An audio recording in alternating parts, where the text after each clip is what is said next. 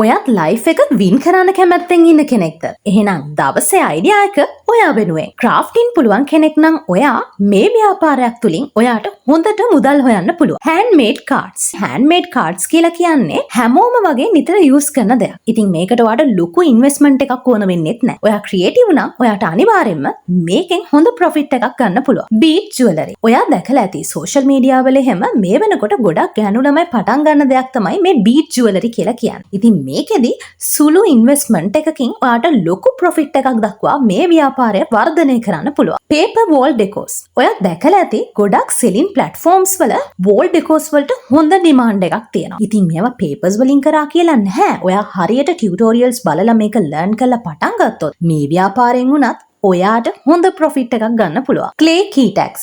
ඉතින් ක්ලේ වලින් ඔයා අහලා තියෙනව නේද කී ටැග්ස් හදනවා කියලා. මේ ක්ලේ කියන්නේම පොඩි ළමයි සෙල්ලම් කරන ක්ලේම විතරක් නෙමෙයි. මැටි ආශ්‍රිත කී ටැග්ස් ඔයාට නිර්මාණය කරන්න පුළුවන්.